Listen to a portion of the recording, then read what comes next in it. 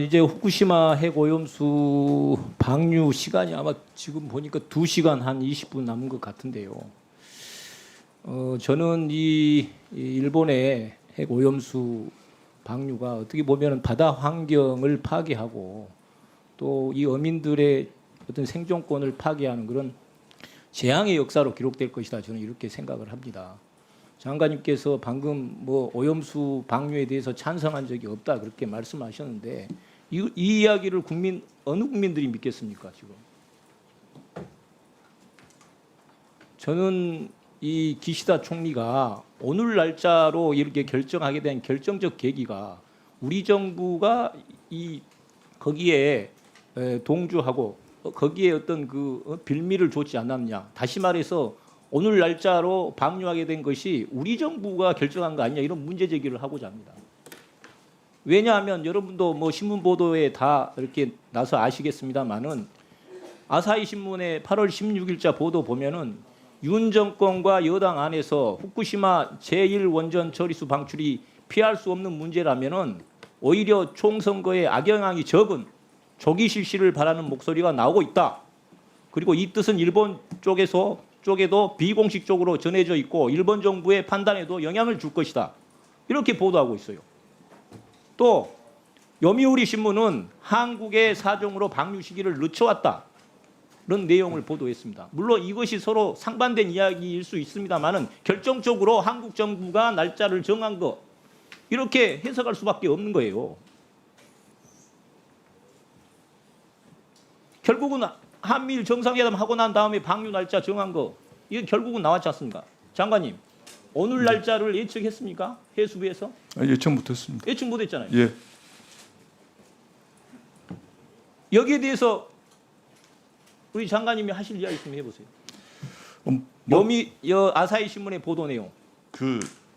저도 보도 내용에 대해서는 뭐 보도를 보고 알았습니다만은 우리 정부가 조기 방류를 요청했다는 것은 전혀 사실 무근으로 그렇게 알고 있습니다. 아니 그러면은 우리 정부가 공식적으로 그 일본 언론에 대해서 항의한 적이 있거나 정정 보도를 요청한 거 있습니까? 뭐 그런 적은 없는 걸로 알고 있습니다. 그러니까 이것은 암묵적으로 시인한 거 아닙니까? 그거는 일일 브리핑을 통해서 한국 정부에 대해서 정확하게 이런 우리가 매일 일일 브리핑을 하고 있는 과정에서 그는 뭐 정부 입장을 이야기한 것으로 알고 있습니다.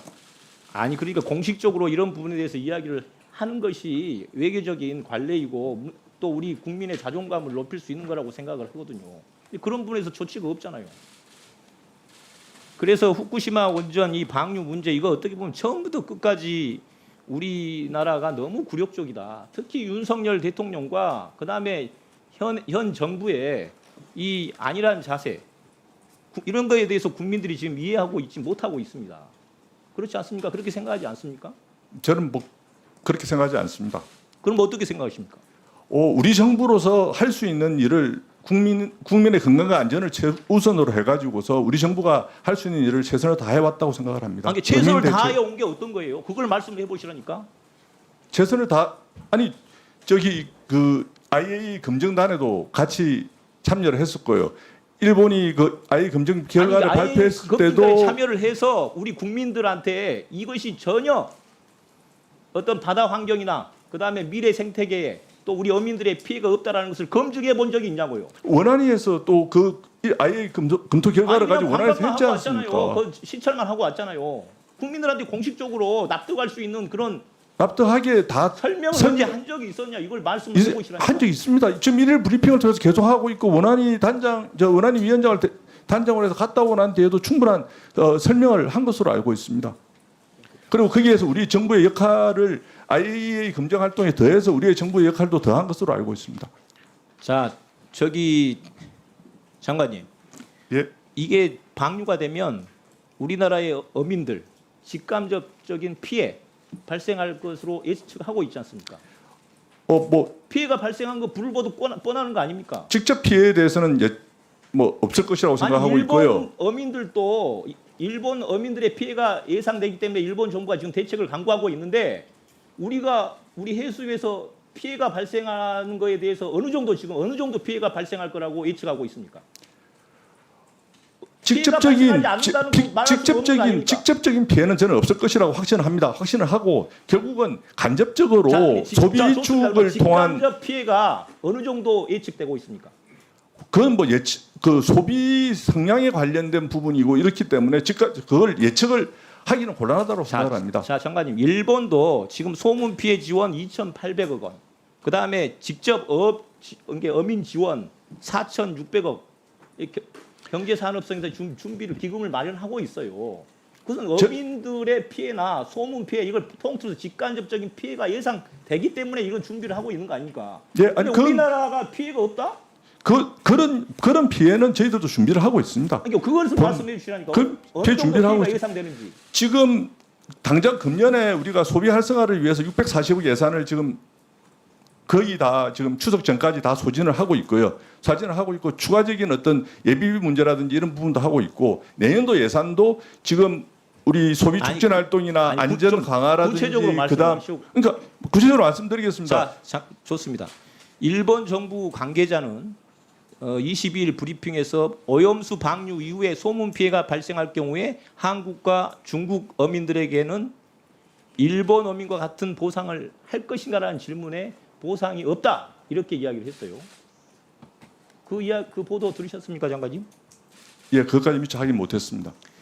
확인을 못했습니까? 예, 저는요, 이 주변국 우리나라 한국의 어민들 피해가 지금 뭐 직접적인 피해, 뭐 간접적 피해 다 포함해가지고 피해가 어느 정도 지금 해수부에서 발생할지 그것도 지금 아직 정확하게 분석을 내놓고 있지 못하고 있는데 이거에 대해서 저는 정당한 어떤 그 우리의 어떤 피해 보상 이런 것들이 일본 정부에 대해서 우리 정부가 요구해야 된다고 생각을 합니다. 거기에 대해서 어떻게 생각하세요? 직접적인 피해가 발생한다 그런다면은 그건 당연하게 어떤 국제 간의 협의를 통해서 이루어질 것이라고 보고요. 이게 지금 간접적인 피해라는 부분이 상당하게 더 심각하다고 생각을 하고 있어요. 간접적인 피해 부분에 관해서는 기존의 정부의 정책적인 틀이나 이런 부분에서 어디에 근거합니까 그러면? 그러니까 오염수 방류로 일본에 인해 가지고 도쿄전력이 핵 오염수를 2시간 반 이후면은 방류하는 거기에서 기인하기 때문에 근데 지금 피해를 따지자면은요. 지금 현재도 계속 피해는 발생하고 있습니다. 그래도 방류 전에 이미 장관님 듣고 말씀드리겠습니다. 방류 시점하고 방류 시점 이전하고 그 구분해서 정확하게 해야죠. 예, 지금도 그렇습니다. 발생하고 예, 지금도 그러니까 방류하고 난 다음에 간접적인 피해에 대해서 근데 우리 어민을 위해서는요. 저는 어민을 준비하고 있습니다. 준비하고 있고 어민을 위해서는 사실 방류 시점의 한 가지만 피해를 물어볼게요. 그러면 그러니까 이런 간접적인 피해에 대해서 일본 정부의 피해 보상 청구권을 요청할 의향이 있는지 여기에 대해서 해수부 장관으로서 저는 그게 직접적인 과연 인과관계가 있느냐라는 부분에 대해서는 직접적인 인과관계는 결국은 소비 위 직접적인